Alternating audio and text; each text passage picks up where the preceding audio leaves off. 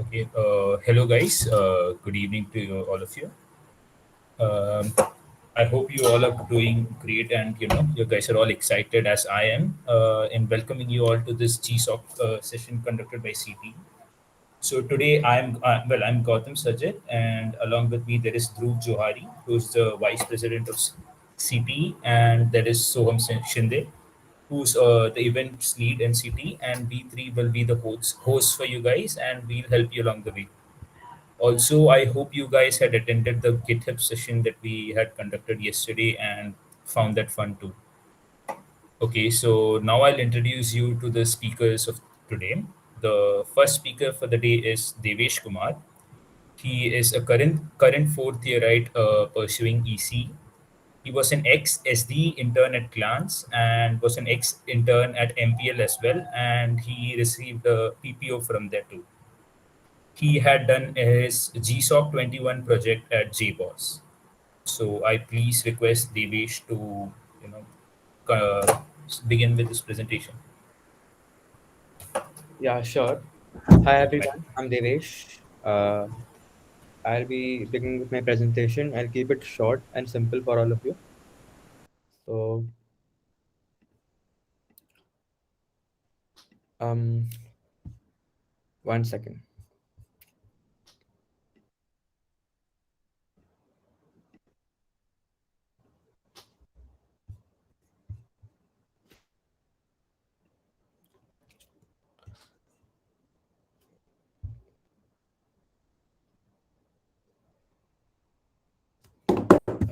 Presentation light.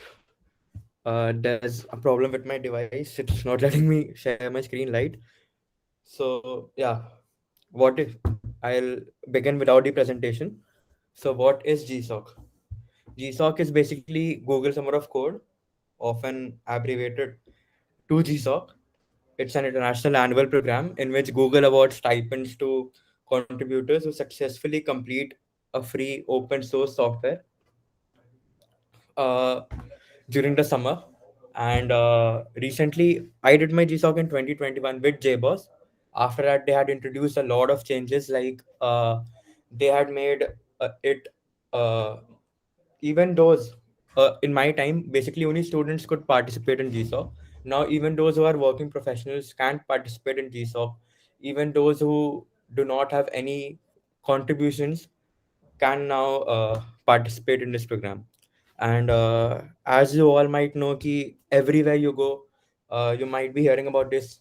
And even before joining college, you might have heard कि बिट्सको का coding culture अच्छा है, बिट्सको में इतने जी सॉकर्स हैं.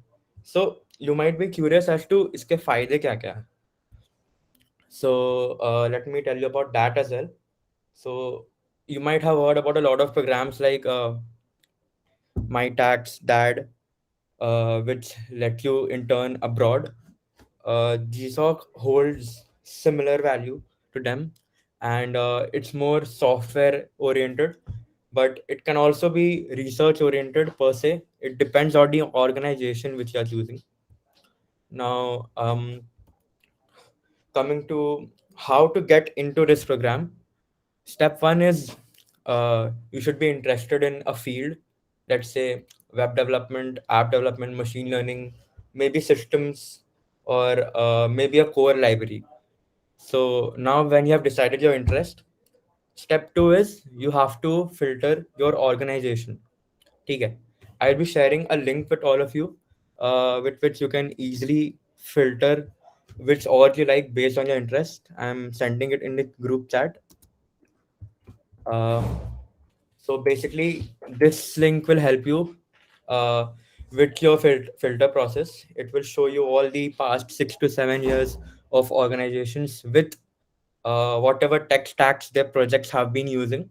So you all can go through this link, which I've just sent on the channel. How do you filter and all? So coming to this, let's say you've found you are interested in app development.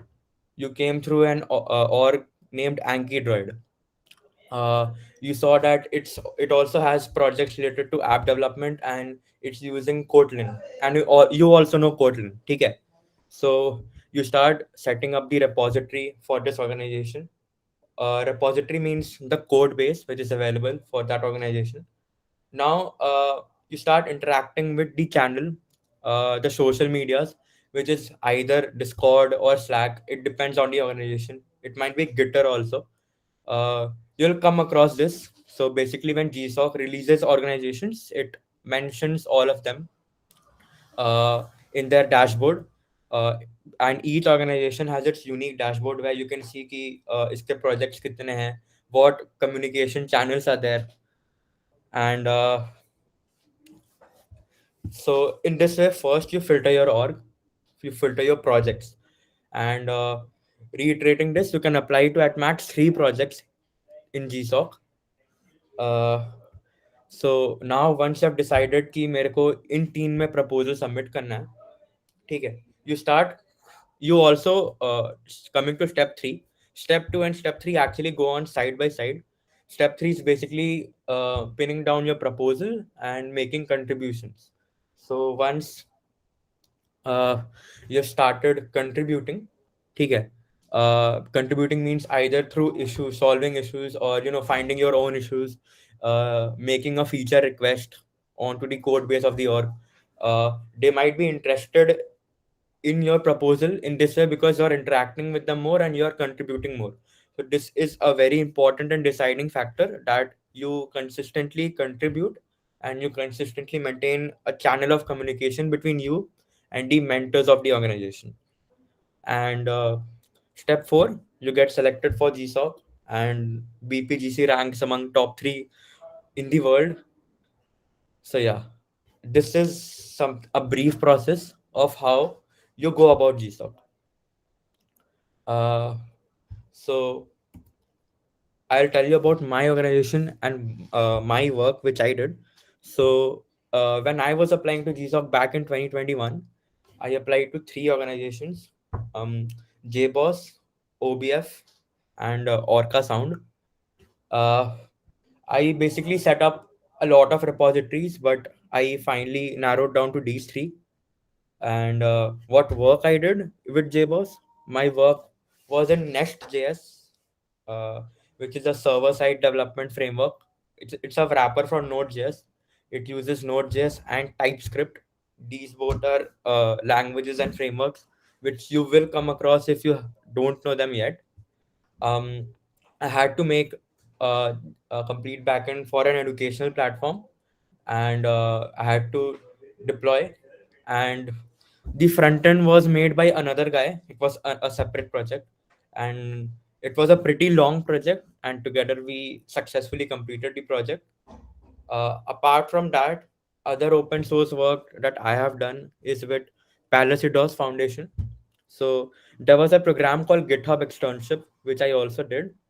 uh, I got selected at GitHub itself for GitHub Externship, and there also I had applied to 3 4 places. There you could apply to 5 places. So Palacidos was one of them. So what I thought was I could apply as a GSoC student for a second time. So I chose Palacidos as the organization, and I consistently contributed to it. And one thing I maintain was, whenever you contribute, your contribution should be valuable. Your contribution should not just be vague issues or one liner pull request. And you should know what you are working at, okay? And this is why the most important step at applying an organization is you should be able to set up the code base which they have. You should be able to establish the communication, and you should be able to contribute. You should be comfortable with their code base. So these 3 are the major factors.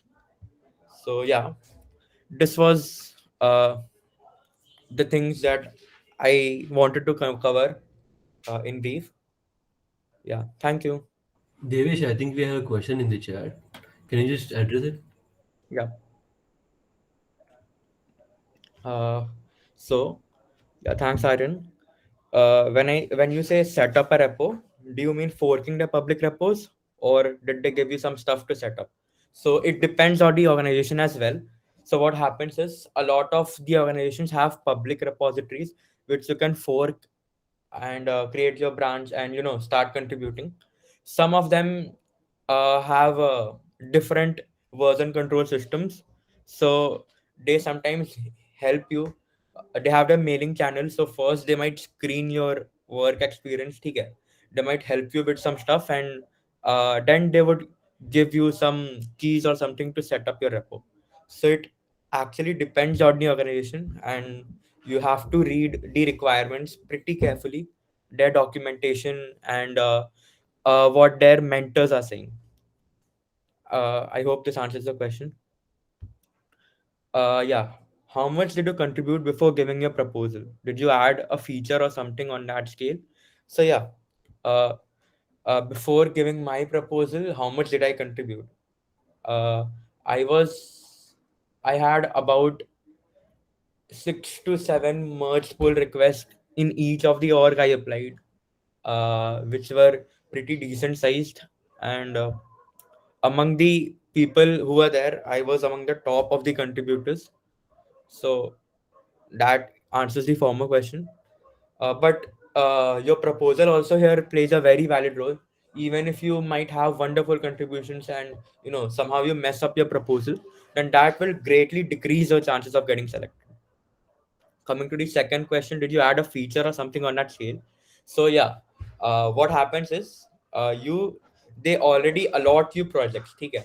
Their projects are mostly features in GSoC. So you have to make a proposal around that project and how you would approach that project. So eventually in your GSoC, you basically have to add these features. And uh, through pull request also, you are fixing bugs and you are adding small features wherever they are needed. You are making some APIs if they need. So yeah, uh, Parth has asked a question. As a person doing this for first time, what will I have to do? uh, yeah, I know it all sounds too complex and you're not able to get a starting point. It's fair enough. So if you're doing it for the first time, you have to have these steps in your mind. uh, so you have to be clear with your interest. Ki I am strong in this domain, or I have explored this domain as of now. And let's say you have explored web development, so you would eventually look for organizations which offer projects related to web development. And now when you have chosen the organization, uh, so basically how do you find the organization? GSoC website. Any of you share your screen? Can Soham, can you share your screen basically? I'll send a link. Yes, what do you want me to share exactly? Yeah, I'll also yeah, one sec.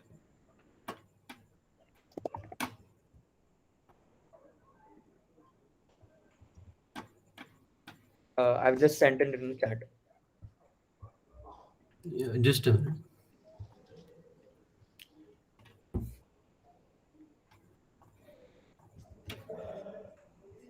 Is my screen visible? Yeah. uh so as you can see, this is what your GSoC website would look like. Here they would have all of these filters, like they have given all data and user applications, web and all. So suppose now if you are interested in web development, you will go to the web tab. Soham, could you click on the web tab? Thanks. Here you'll get the organizations which have kind of web related projects. And to see their projects, you'll have to click on one of these organizations tabs. So Soham, could you click on any organization like Chromium or Django, anything?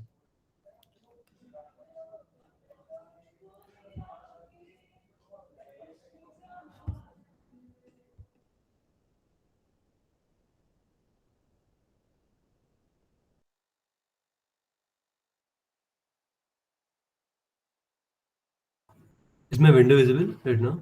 Yep, it's visible. So this is what the dashboard looks like for your organization. Okay. And if you scroll down, so if you could scroll down, uh, these are the successful projects. Instead of that, what you'll get is their idea list. Okay. You'll get a link to their idea list You will get a link to their communication channels like Slack and their mails also. So once you get their ideas list, basically these are uh, your uh, projects on which you have to make your proposal. Okay. So now you have three things in your hand. You have what you're confident in. You have the organization which is aligning with your interests, and thirdly, now you have found a project which is aligning with your interests, and it's in the organization as well. So now what you do is you go to their code base. ठीक है, so their code base might either be in GitHub or it might be in GitLab. ठीक है, uh, these are the This blogs. is the code base, right? Yeah, this is in the code base. This is the blog. uh, Take Okay. uh, I'll send a code base also. 1 second.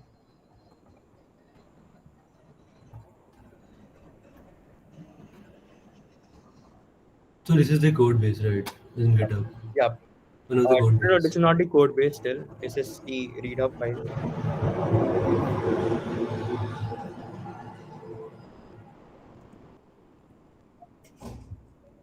I've sent a link. Could you open it? Yes. So this is an example of a code base.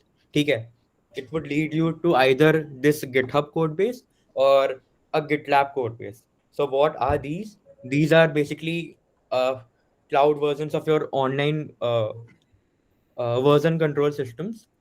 So what is a version control system? If you might have heard about Git, uh, you would know about it, and if you don't know, still it's okay, you could look it up on the internet. So what happens is you work on X code base and make Y change, and it becomes Z. But now you wanna revert back to X. So this version control system actually makes it easier for you to go from Z to X by skipping the change you made in Y. You could think of it that way. So it So basically creates checkpoints, right, throughout yeah, the it path of creates our journey, and checkpoints we in your can code access base. any checkpoint. Yeah, it creates checkpoints in your code base after every change you make. That Right. is a very good explanation in brief. So suppose this is the code base, okay, you have, and now what you'll see is you will go to this issues tab, okay. Issues tab. uh, Okay. Here, uh, you will find some of the issues, okay, which you might solve, because it might be a vast code base, it might be a small code base, but and there might be simple issues, there might be tough issues. So what you'll do now is you'll find an issue which you can solve, okay, which you are comfortable with. And now after you have picked up the issue, and before all of this, you'll obviously have to set up this code base. That is a very important part, okay. And I hope a lot of you might be using Linux, because uh, uh, personally speaking, if you don't have Linux, a lot of repositories would be tough for you to set up on your system. So if you use either a Linux or a Mac, it would be very beneficial. Even you have Windows, then also it's okay. Because back in 2021, I did not have either Linux or Mac. I was using purely Windows. And even though I did not have 50% of the options, uh, I still managed to have a very fair chance, and I did GSoC. So it still does not matter. Uh, but yeah, I would recommend that you have either Linux or Mac OS on your system. So once you have set up your code base, and setting up the code bases is also a very important task. You'll have to communicate with your mentors. Okay? You'll have to ask them, can you tell me how can I set up my repository? Uh, if मैं यहाँ पे ये command run कर रहा हूँ, I am getting this error. So they'll help you out with this. So I guess um, and one this is the way basically you start solving issues, you communicate, and you start framing your proposal, you start getting comfortable with these code bases, and eventually you go to more orgs, you do this, you repeat this process until you find those three orgs which you are confident कि हाँ मैं इसमें proposal डालूंगा तो मेरा हो जाएगा. So So basically, you narrow it down completely, right? yeah, so to narrow it down completely, you choose your interest, you find orgs aligning with your interests, you find org projects which align with your interest, and then you submit your proposals to them. So this is the entire project process in brief. Okay, okay. Okay, thank you. Thanks a lot, Devesh. Okay, thanks a lot. Yeah, thanks a lot, Devesh. Thanks for the session, and thanks a lot for answering those questions quite in an insightful way. Okay, so now we can welcome the second speaker for today. That is SI Harini. She is a third yearite currently pursuing BE Computer Science. She's also a core member in SADL. She did her GSoC project in RVIS. So I please request Harini to start her presentation if she's there. Hello. Am I audible? Yeah, yeah, yeah. So I'll just present my screen.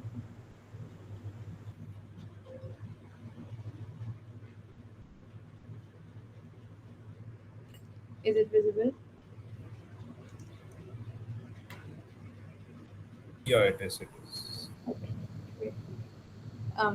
So I mean, most of the points were already covered by Devesh, but I'll just go through it um, roughly. So first, I'll just tell you about my GSoC experience, and then I can go through some of these points. So I did my GSoC in 2022, and this it was obviously my first time, and so unlike Devesh, I didn't do a lot of pull requests, or I didn't have a single pull request merged by the time the GSoC application had started, because I started very late. I started around March and the applications were due in April, and I didn't have a lot of time, so I spent 2 3 weeks into selecting organizations and mailing them, talking to the mentors, and then once you're so I mean, I wouldn't advise anybody to start that late, but I'm just telling what happened with me. So once started, and then I got to know after a point that some organizations are already saturated because it's too late already, and there are others which are not. So what worked for me is I am into research, and research projects generally have more time commitment and lesser number of participants applying. Also, when it comes to research projects, they don't really want you to showcase your dev skills by pull requests or number of GitHub repos or stars or anything such. So for me, I just wrote my proposal. I spoke to my mentors. I would do anything to give them a proof of work or any piece of code they would want me to write to see how well I would fit in with them. But they said that no, they wouldn't need it, and they just wanted me to focus on a proposal. So since mine was a research project, I had to write a very elaborate proposal, and yeah, I applied to one organization. That's it, and I got in the same organization. So that was that. So I did my GSoC with RVs. RVs works in the space of Bayesian networks, Bayesian modeling. I'm not sure how many of you all are aware of it, but yeah. So if anyone is interested in research, you all can contact me. I guess I help you a lot with some organizations which I'm familiar with because I had filtered them last time. Um, yes, I'll just go through.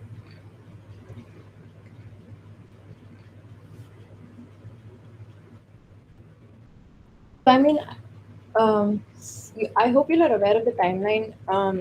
So normally there's this organization application period, which is, I think it happens in early February. It should be I don't know if the organization's announced yet, but first the organizations apply to be in GSoC, then GSoC announces the organizations.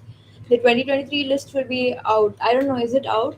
Does somebody know is it out? I'm not sure, but the once the 2023 list comes out, you all can start looking for that. And The application period normally begins in March and April beginning. You get around 2 weeks once the period starts to write your proposal. So, writing a proposal is a very important task in the whole GSoC process. Also, because um, the way each organization expects you to write is very, very different. Some people have a template which requires you to fill these questions, give these codes. Some of them will have assignments which you'll have to attach with the proposal. Some will have other requirements that they want you to fulfill before they consider a proposal. So, if you are planning to apply for the organizations, do have a look at what kind of proposal they want and what supplementary material they want with that, and preferably start well before the application deadline, because if you're applying for more than one org, it is quite difficult to juggle with three orgs at the same time. Yeah, and then after your application period, they have a proposal review period where they review your proposals.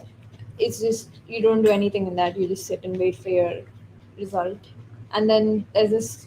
Then they announce the organization, the contributors for GSoC, and yeah, and then you have 3 weeks. Once you're selected, once you're in, you have like 3 weeks of community bonding, where I don't know, like I didn't do much in my community bonding, but what I was told that you were supposed to interact with fellow GSoCers or members of the organization.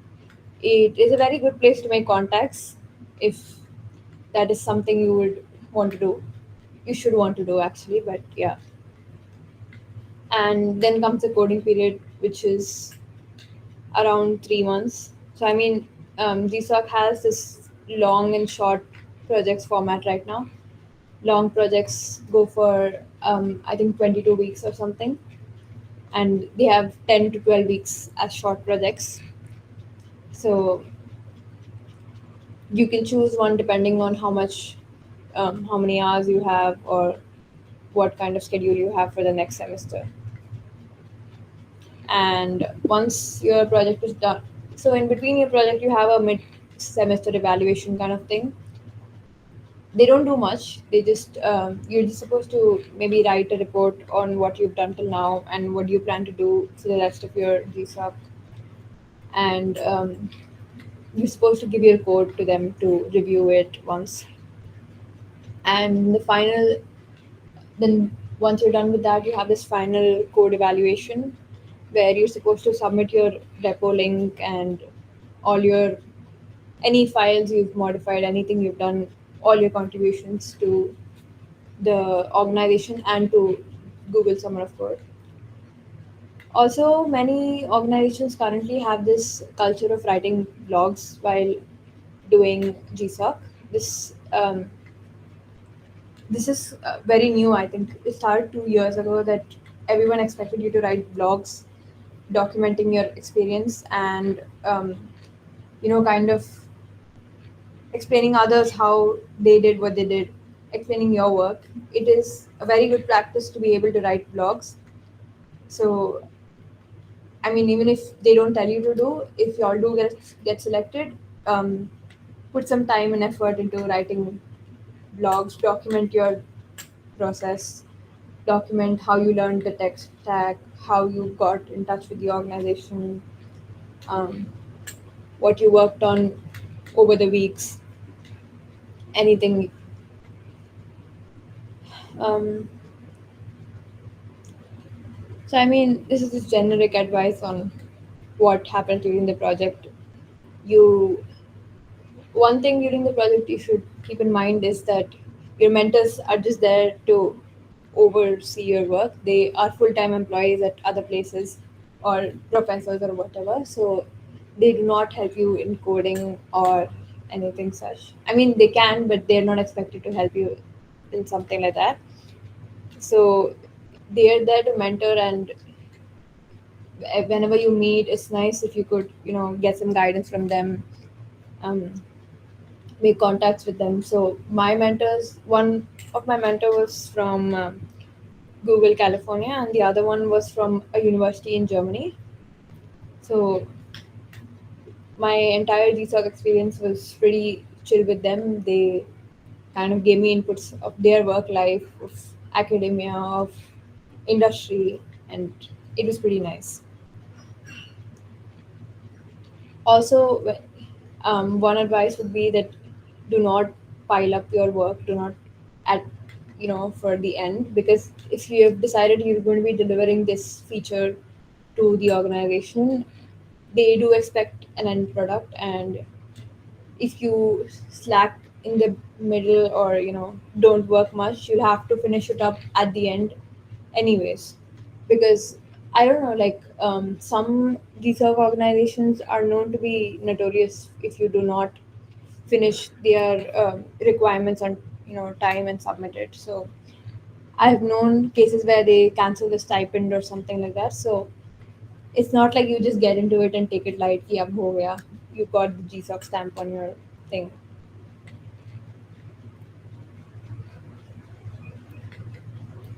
Yeah, that is it from my side. Guys, any questions? If you have any questions, just post it in the chat box for Harini.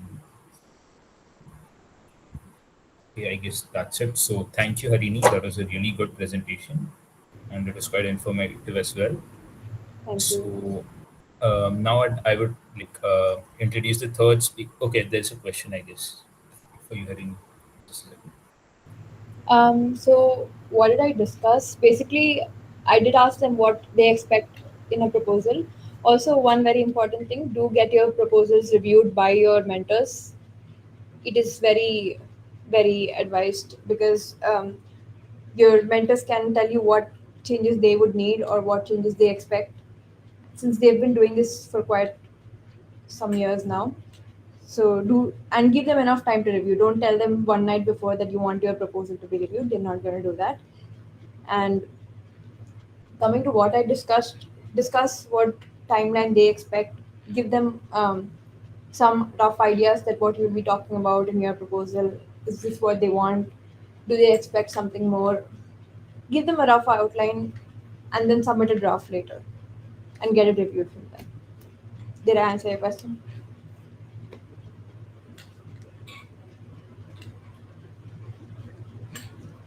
How research heavy are the orgs in GSoC?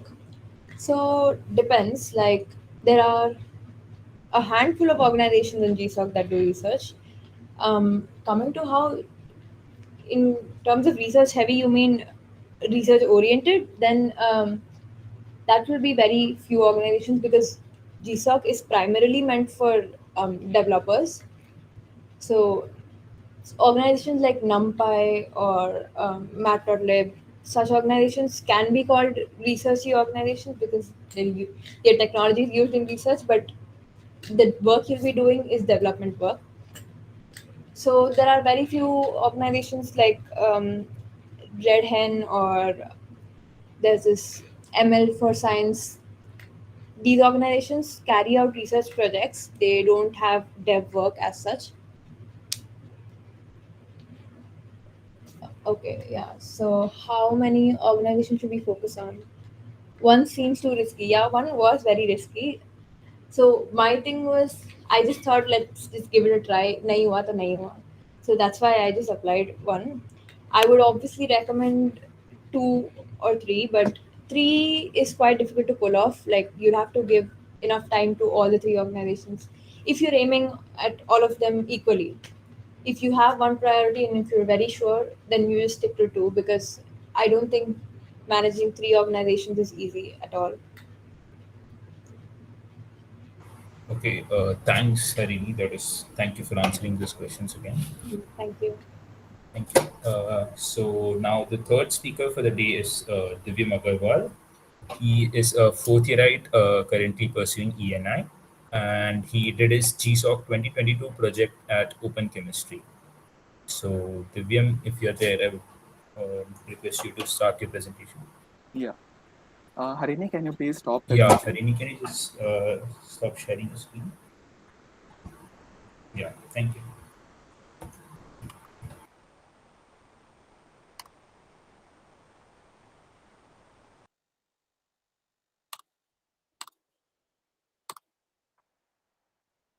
I hope my screen is visible. Yes, it's It visible. is, it is, it is. Okay. So, okay. So I did my Google Summer of Code with Open Chemistry, and it was a sub-organization of Kitware until some years ago. Now it's an independent organization. So I'm going to tell you the ways which worked for me. It might work for you. It might not work for you. It was the ways were told to me by a senior of mine. He followed that ways. It worked for him. Maybe it will work for you too.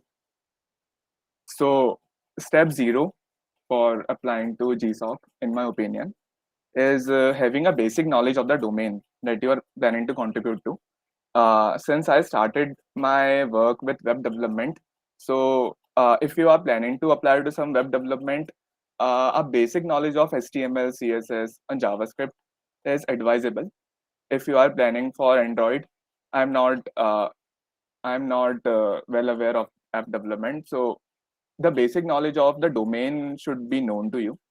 Or if your concepts of the computer programming course, that is the CSF 111 course that is taught to us, is good, you can also apply. And also, basic knowledge of Git is also required. Like the previous speakers explained, it will help you to uh, fork the repositories and make pull requests and all these things. And so now I'll move on to the step one. So the step one is the most important step, and it can be the game changer for some people. Uh, I created an Excel sheet uh, when I started contributing. You can scan this QR code and you can access that Excel sheet. Like Devesh shared one link for choosing the organizations. It might work for you, but I'll recommend if you will go through all the organizations, not all. If suppose if you can go to the web development based organizations, and if you will read the description of them, it will help you, since it will help you create a list uh, of all the organizations which might accept you. And also try to pick the organizations which are coming regularly for GSoC, since it might be the case for some organizations that they are applying for the first time, and then the following year they might not come for this year's GSoC program. So I'll recommend the organizations which have been coming for past 2 to 3 years. Uh, and Also, don't get disheartened by all the jargons that are used in the description of these organizations. Uh, if you are familiar with even some of the technologies mentioned in the projects, it is fine. It won't matter much. And when you are uh, when you are visiting any pages, uh, any organization's web page, just go through the GitHub page, the IRC link, or the idea list that is mentioned on the page. It will provide you with all the communications method. Like for my organization, it didn't have a IRC channel, but it did have a idea list, and it contained all the projects uh, that were offered by the organization, and you can contact the mentor from here, like you can see. And step two is actually using the software. Some people start contributing to the organizations even before knowing them. So first you should try their software, then you should observe the workflow, and then you should actually contribute to the organization. It would help you to find all the bugs maybe when you are actually using them. It will definitely help you if you will first use them before actually using them. And step 3 is setting up the development environment. In my opinion, this is also one of the most important steps, because setting up the development environment is not an easy task, and you might take weeks if you are not careful enough. So first of all, I recommend you to go through the GitHub links or IRC channel links, and there you will find the instructions for setting up a development environment, and you should deeply go through them. Don't skip any step, don't take any step light. You must follow each step carefully, and just take some time to do this. And it won't be easy for most of the organizations. Like in my case, it took me 1 week with the help of my mentor to set up the development environment. Okay, so I'll suggest you to do this step very carefully, as if you are not doing it carefully and you are contributing later, then it might cause some problems. Like in my case, a package was missed by me when I was installing my development environment. So it caused problems to me later, and then I have to set up the development environment again. So this is step 3. Now moving on to step 4. So when you have successfully set up the development environment, you can find the beginners issue in the GitHub page or GitLab page. And for some organizations, it might be there. For some organizations, you have to contact the mentors. So you will find issues in the issues tab, and try to fix them. There might be a description on how to fix them. If they are beginner issues, there definitely will be instructions. And first of all, they might look difficult, since the code base is very large and you might not be familiar with all the technologies. But start observing the code bases and start observing the other pull requests, and you will start getting an idea about that issue. And if you are able to solve the issue, please prepare a detailed pull request for the same. It matters a lot on the way how you are preparing the pull request. If you are like 1 or 2 liner pull request might do the work, but it won't look good to the mentor. So I'll recommend that you can attach screenshots, like before and after screenshots, before solving and after solving the issue, and write detailed description of the pull request. Like I did this in in this pull request, these are my changes. And once you are done with 1 or 2 beginners issues, then you might move on to more difficult issues. And if you are able to solve 6-7 of them, I think it would leave a very good impression on the proposal that you are making. So now I'll move on to the 5th step. So once you have picked an organization, you have started getting familiar with the code base. So now you have to pick up the project that you will be contributing to. So first of all, I recommend there is an idea list on every organization's page. As I have shown you, you will find idea list like this on the page. And okay, so you can pick an project of your choice, and just make sure that you are not choosing a project that you might not be able to contribute to, since even if even if you get selected for the project, it might not work for you later. Since and I recommend don't pick large projects if you are going to have a hectic semester ahead. I was very motivated, so I picked up a large project which extended till November. So I had to work from I have to work from June till November to complete my project.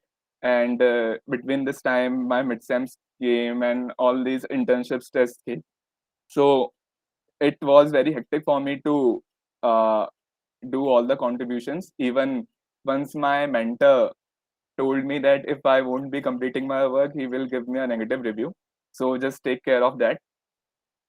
And once you are done with the proposal, as someone said that you have to there are templates for the proposal on every organization's page, GitHub page or IRC page.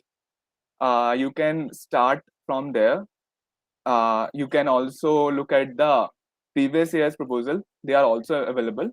And then slowly start making your proposal and try to complete your proposal around a week before a deadline. Uh, since it will help you to get reviewed by the mentors, and mentors are very helpful. Once they see a good proposal or the proposal that has the potential of getting selected, they will definitely help you and they'll try to improve it. So uh, i'll I'll recommend you to submit at least a week before. Not submit, get your proposal reviewed at least a week before uh, the deadline. So that's all from my side. If you have any questions, you can ask.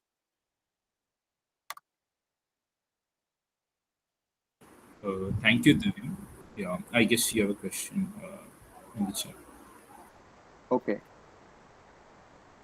In step 0, is only basic knowledge of HTML, CSS, and JavaScript is sufficient, or should we have an idea of doing projects using them before applying? So the thing is, Santyam, first of all, not it was just for web development, HTML, CSS, and JavaScript. And once you have, like, you must be doing some course for them, or you might be learning it from YouTube. So you might be applying it on some project if you are learning them. So I think if you are if you know them well, you might have made a project on it, like whatever your tutorial is teaching you. You might be you might have applied practically. You might have applied it practically. So I think doing projects is a must. Okay. Okay, thanks, Divyam. That was a really cool session, and Yeah. that was quite informative. And thank you for answering the questions as well. Yeah. Sure. Okay, so the next speaker for today, that's the fourth speaker, I guess, is Yash Dabhade. He's a third yearite currently pursuing computer science, who's also the chief coordinator of Dawson, if you guys know. And he completed his GSoC 2022 project in Blender. So, Yash, if you're there, just I would request you to start the presentation. Actually, I don't have a presentation, Okay, but fine, the fine. I'll talk yeah, to them. So, guys, I know like Bits Go is known for GSoC and all that. Fine. So that was the only reason which motivated me, and I'm sure this might motivate you all as well. And I feel that it's us who has kept the culture, and I want you guys to keep it as well. Where like most of the people who have spoken before me have told you how to apply and whatnot. I'll give you, like, I am the one with whom probably half of you might not relate, because I was very bad. Like, I was worse than what these people have told. I was not that good in coding. I just knew C, C++, the course, my like basic C++ and Java, which was taught to me in school. So, but one thing I had an aptitude for was maths. So while shortlisting organizations, what I did was, okay, fine. Like a senior of mine told, one of them was Devesh and there was Devansh. They told me that, okay, fine. If you are not good in HTML, CSS, fine. Just go about and just look for projects where your aptitude is used the most. So what I did was I used to shortlist organizations on the basis of not the tech stacks. Okay, fine. I used to shortlist them keeping C, C++, Java, Python. I was like, okay, fine, I'll learn like with time. I knew how to do printing and stuff. But what I used to do was I started with shortlisting organizations on the basis of the on the basis of the core of what they're doing. For example, Blender. Blender was the project which I worked on was based on uh, linear algebra. If you guys know, linear algebra, matrices is something which I have an interest in. So I started shortlisting organizations. So first was Boost libraries. Again, in Boost libraries, I implemented the tensors. If you guys know, it's kind of an upgraded or matrices on steroids. So I made a few contributions to that, and everything was fine.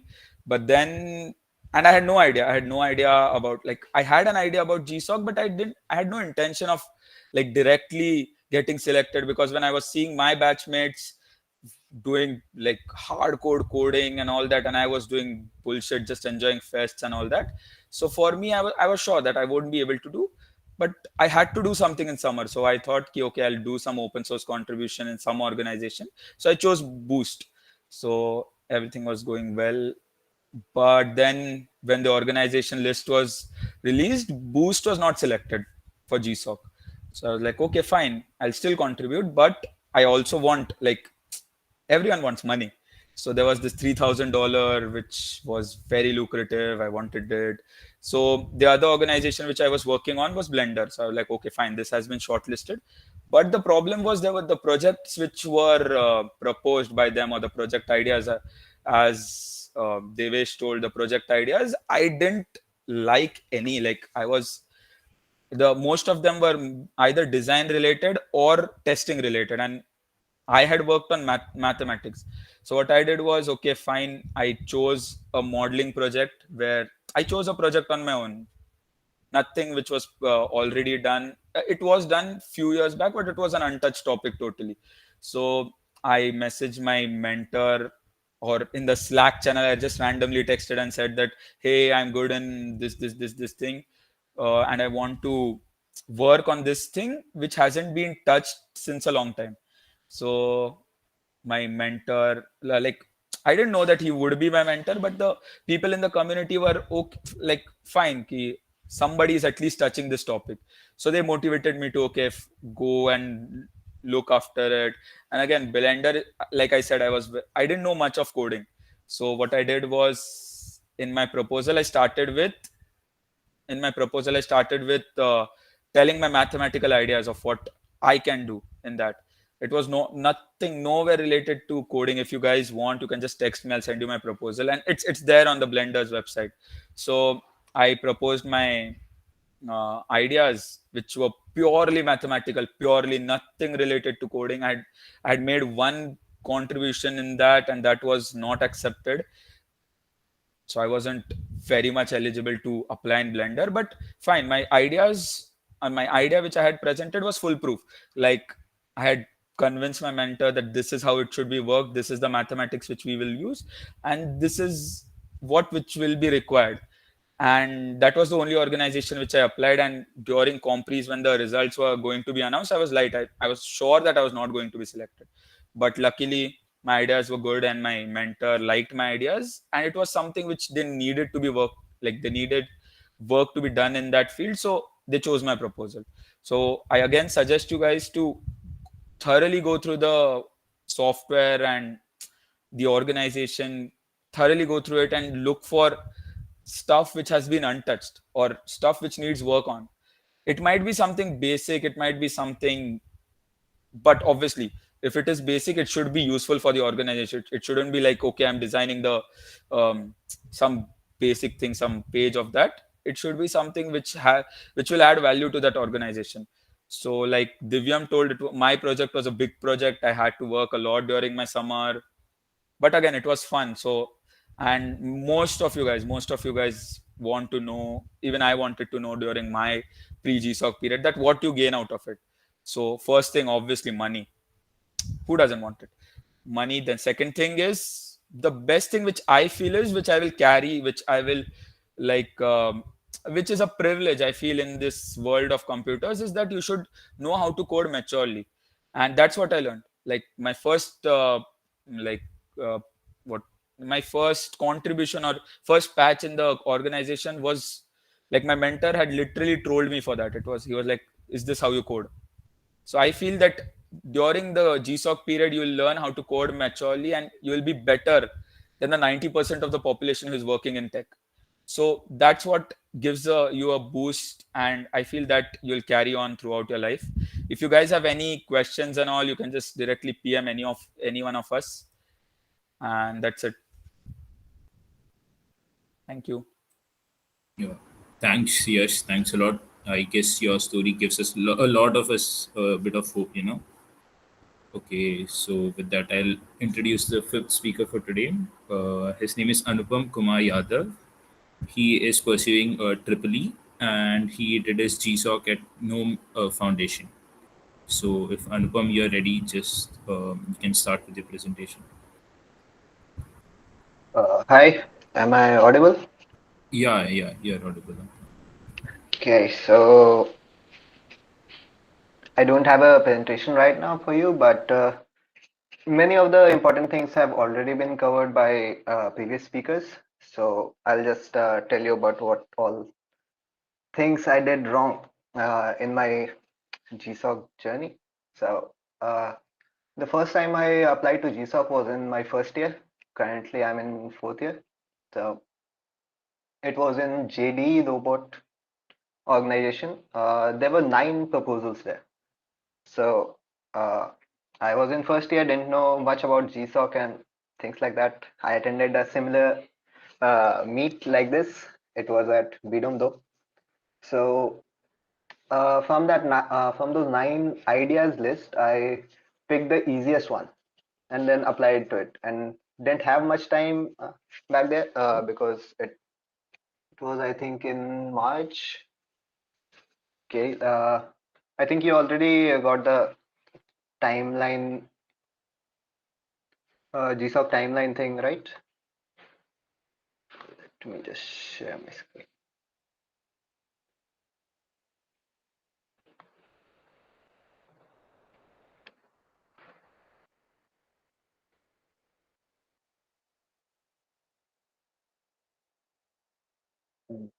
Can you see my screen?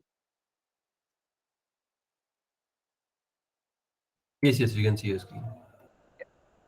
So if you go to this page, developers.google.com/open source GSoC timeline. So this is when list of accepted mentoring organizations are published. So you don't have much time after that, since this is the deadline for contributor application. It's the same every year, April 4th. So didn't have much time then, so I applied for only one organization, and I wasn't selected. So the reason they gave me was that my proposal was on a project that was on a lower priority, and they have a limit of how many students they can select. So for JD Robot, it was 5 students. So yeah, bad luck, I guess. So keep this in mind that you don't end up doing that.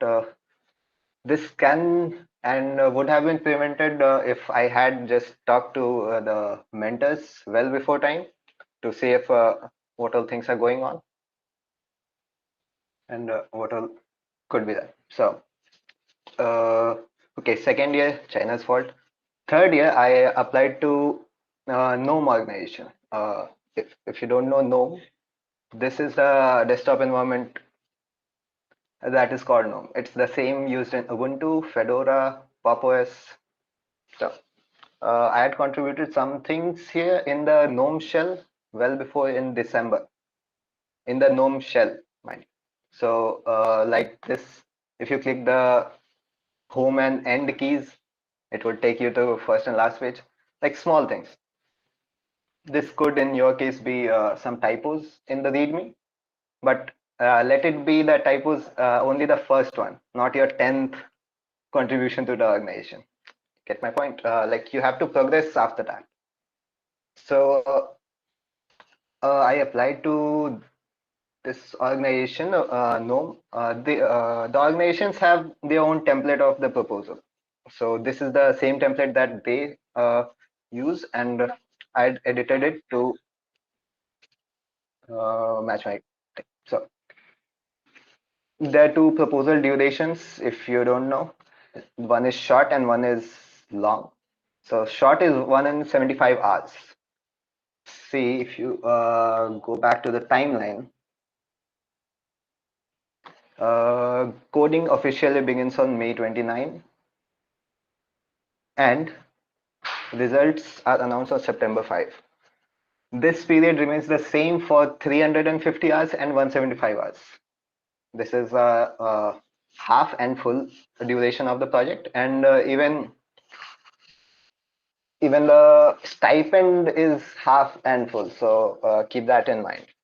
Workload similarly half and full workloads. You can tell by hours. But if you see it, it extends to November 13. So whichever project you have, you can extend your timeline by 3 months, September to November, 3 or whatever months. So, but you won't get paid extra for this. This is just to complete your project. If you require that during midterm evaluation or during the final evaluation, you can request your mentor to increase the timeline. So that is that. So let me introduce you to my project. It was in GNOME network displays, not the GNOME shell. This network displays actually shares your screen to your TV or bigger screens. So it supported Miracast and Miracast over infrastructure. That's Wi-Fi hotspot. So I had to introduce Chromecast support. Now this protocol was proprietary, so I had to do a lot of digging up in the Chromium code base, and this was in C. You can see this merge request is the same. So it was a lot of work, and it still isn't much, although it's ready to merge. It would be merged in some days. This is the project repo, and this was project written in C.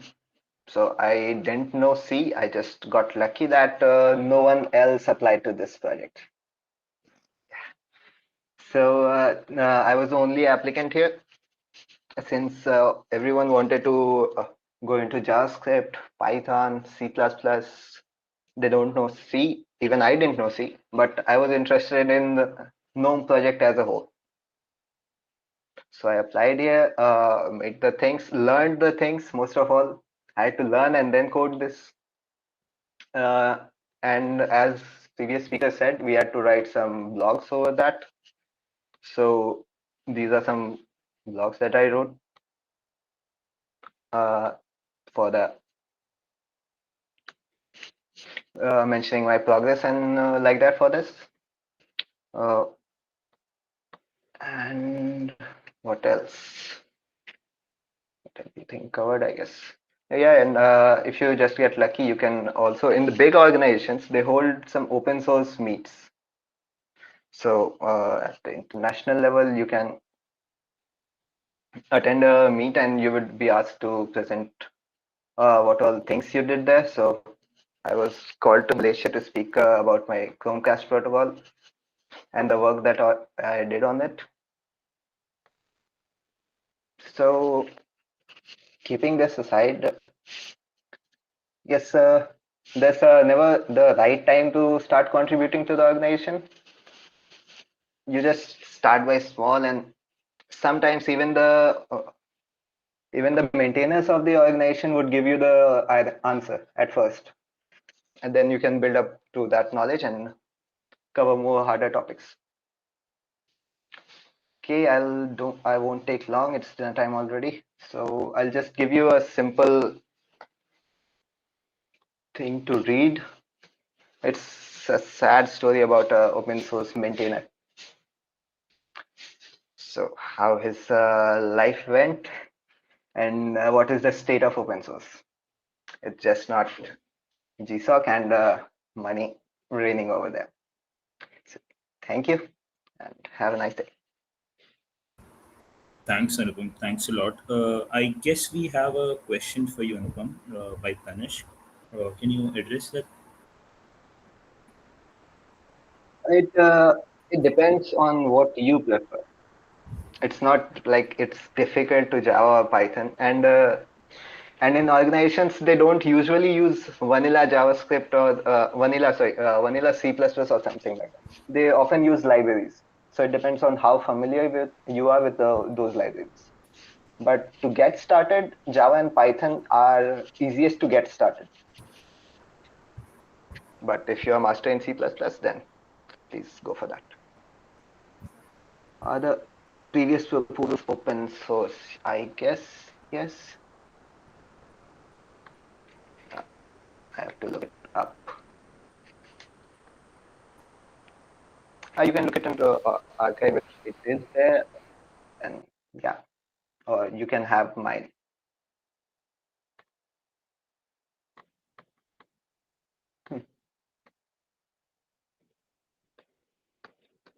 But the format depends on each organization, so don't just copy this format over if that organization requires some other format. And lastly, yes, do get it reviewed some 5-10 days before submitting it for the final review.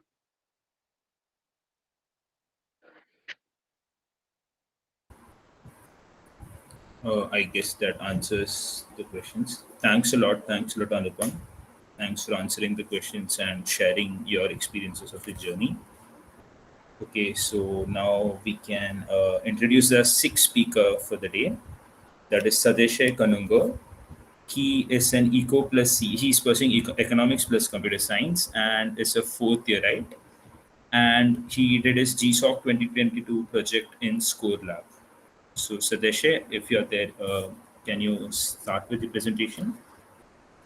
Yeah, hello everyone. So I also don't have a presentation right now. So I'll Okay, just no problem. yeah. Just So the previous speakers have more or less covered everything that is to be covered. I'll just talk about my experience. So basically, in my second year, I started with web development. I picked up MERN stack and got pretty comfortable with it. My PS1 project was also on MERN stack. So the secondees who are there here, I would recommend that you take PS1 stations where you get to try hands-on development. So right after my PS1, I got started with blockchain development and got into Web3. Right till January, I did an internship, and till the date of org's announcement, I had no intention of participating in GSoC whatsoever. But then I was more interested in other open source programs. If you guys know Summer of Bitcoin, and if you are into blockchain development, you can also try that along with GSoC. So I was more interested in Summer of Bitcoin, but just as a safe hedge, was looking at GSoC as well. So the on the day of org's announcement, I was just going through the projects that various orgs had listed, and I found this project called NFT Toolbox. This was a brand new project, so there was no code base. And this was, I think, one of the first Web3 projects that has been introduced in GSoC. So, and it was right up my alley, exactly the same tech stack, and really interested me. So what I did then was, in the proposal period, I talked to the mentors as much as possible. I think I must have texted them at least once in 2-3 days. Got to know what their idea was, created a nice proposal, and then got selected. So I think what you can take away from this is, it is three things. There are basically three things that really matter. One is your contributions beforehand. If you get lucky like me with a new project, you don't have to worry about that. Secondly, you need to make a really nice proposal, and thirdly, you need to stay in constant touch with your mentors. So if any one of these goes out of consideration, the other two become more and more important. So while talking to mentors, I would suggest that you stay respectful, but also show your interest. It is really important that they know how interested you are. So go up with questions, but show that you have already tried to answer your questions, and you are trying to make progress with your project. Secondly, the proposal, I would suggest that be as detailed as possible in your proposal. If you already have some project in mind, you can start on the proposal now itself. But yeah, most of the organizations have a template for the proposal ready there. I would suggest that you don't stick to that. I added a few more points in my proposal which were not given to me in the template. so it helped. Yeah, you also use graphics and images to describe whatever idea you have in mind, and as other speakers have already said, get feedback. It's the most important thing while you're preparing a proposal. Your mentors will surely help you out in whatever possible. Yeah, that's all. I can take up any questions if you have. Yeah, guys, please post any questions in the chat. And also, thanks a lot, Sadashay. Yeah.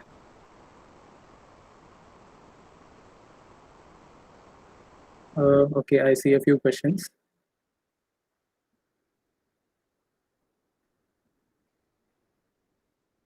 Yeah, so the best way to stand out, I think, if you are the first one to be there, it really helps. But the only way you can stand out is if you have some really great ideas, or if you are talking to your mentors regularly and they really know you. Apart from that, I don't think there is a way to stand out because it's a level playing field.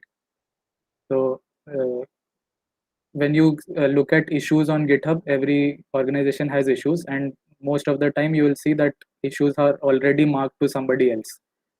If you're not able to find like unassigned issues, I think it's a sign that you might need to move to some other organization. Yeah, so keep that in mind. If there are any Web3 or blockchain developers here, I am sure that there will be more projects related to Web3 this year. This is an increasing trend. So I think 2-3 years back there was no Web3 project. Last year there were 3, and this year I am expecting more. So I would really encourage you to go through each and every org's project list. And so we don't really have a tab like you saw in Devesh's presentation. There were tabs for web development. There's a tab for app development. There's a tab. There's no tab for blockchain right now. So you'll have to go through all the probable organizations lists and then find out.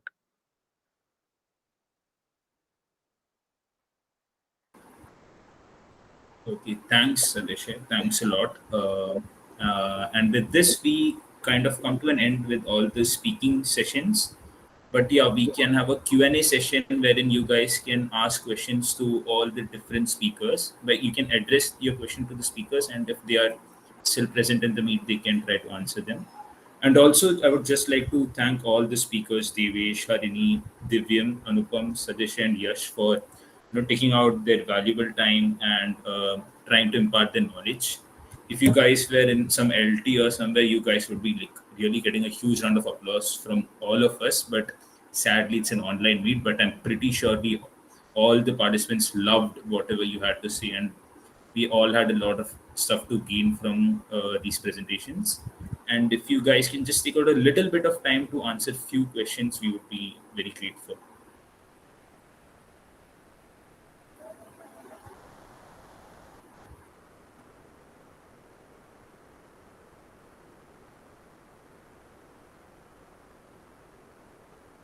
If you want, you can just unmute and ask your questions, or just type it in the chat and just address to which speaker if you have a preference, And they can, if you speakers, if you can just unmute and answer, that would make it a whole lot more interactive, if that's possible.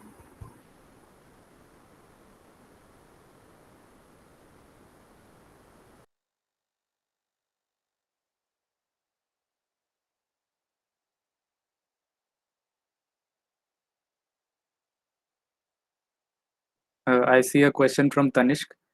Tanishk, by some standards, it is a little bit late to start, but I think on this panel, 3 out of the 6 GSoCers did not start at this point in their timeline.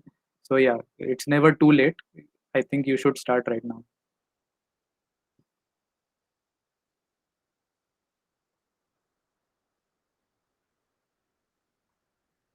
Guys, keep in your questions coming because we don't have that much of time left in the session.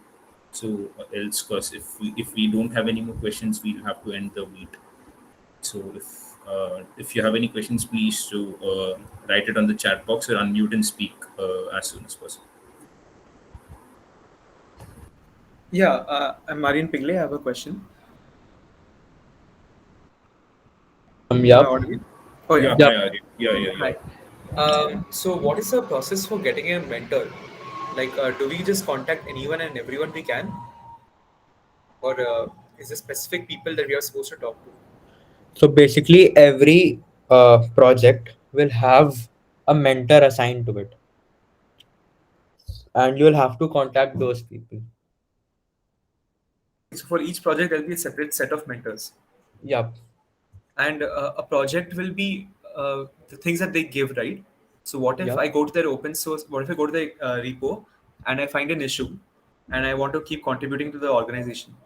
So is there anyone I can speak to then, because it's not part of the project? Uh, so basically, what happens is each organization has their own, as I said, communication channel.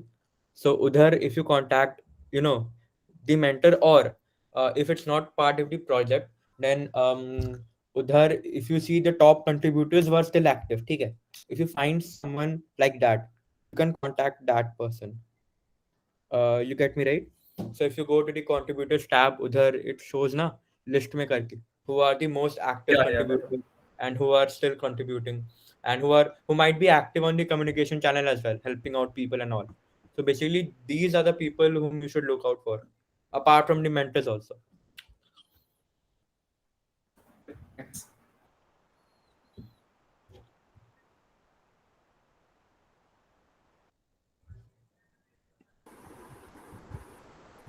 Guys, anyone has any questions? Yeah, I guess we have a question from Harsh.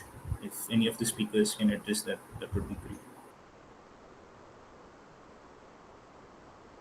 So basic knowledge in terms of web development means you should be comfortable with at least the very basics, like as everyone said, if HTML, CSS, JavaScript, or if you are interested in Django, then Python and how Django works, and HTML. So basically, you should know how stuff works, or you should have already started learning and getting comfortable with it as of now. Because the thing is, ki if you aren't comfortable, and a lot of people actually apply to these organizations, and it might get competitive. So yeah, that is the thing. That is why what we mean by you should know something. There should be some amount of prerequisite before applying to an organization.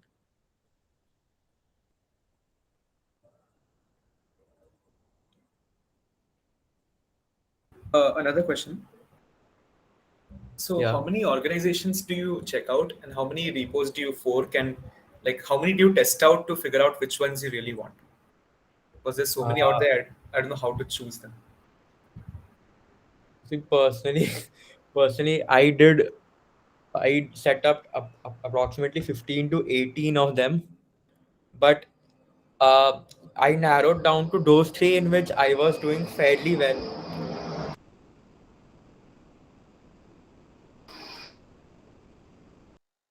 Brain movement. Yeah. So basically, I just narrowed down to those three in which I was doing fairly well, among the contributors, and I was more interactive, and I was more comfortable with. So automatically, if you start contributing ना, धीरे धीरे करके 15 का 10 हो जाएगा, 10 का 7 हो जाएगा, फिर 7 का 3 या 4 हो जाएगा. तो it starts narrowing down. And I guess तुमने भी आई गेस अभी तक काफी लोगों ने 15 या 18, या may be not that much, but काफी लोग, कुछ लोगों ने इतना कर लिया होगा. So yeah, that is what my experience was. To give you a different perspective Aryan, मैंने एक प्रोजेक्ट फोर्क किया था, वो भी GSoC सिलेक्शन के बाद. तो it really depends. If you are confident with one project, it might suffice to do one project also. You don't have to fork that many repos.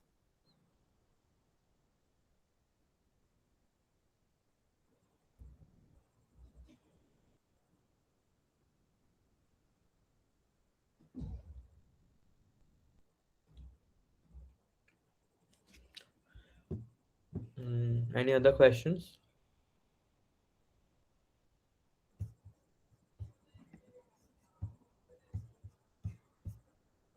Yeah, guys, any other questions, or can we wrap up the meet? Okay, I guess that's it. Thanks a lot, speaker. I think Suman has a question in the chat. Okay, yeah, sorry. Yeah, Suman, yeah, can some of the speakers Can any of you guys answer that? Sadashay, I think this was your case as well, right? Initially, that maintainers were unresponsive. Not really, but yeah, some of my friends had this issue. So I think this is uh, more common in the really large projects and research projects. So I had a friend who was contributing to ML for science, and he did not get any replies. I think the best thing you can do is try different channels. If you know the LinkedIn of these maintainers, try pinging them there. But yeah, not really anything else.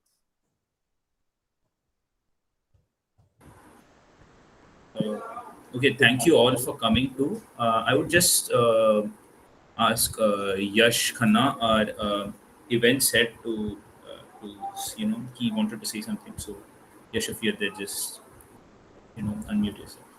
Hi guys, I'm Yash Khanna and just wanted to give an ending note. So thanks everyone and the speakers for taking out your time for joining the meet and making it a good success. We got good numbers of registration this session. And yeah, with this I end the GIT and GSoC session and you all will be provided with the recordings soon as well. And special thanks to CT's events team and PR team for making this event possible. We'll be having more such sessions soon. And see you everyone. Have a good night. I will stop the recording now. Yeah, thank you, guys. Thank you to the speakers again. Hopefully, you guys have fun. I guess that's it. The connector.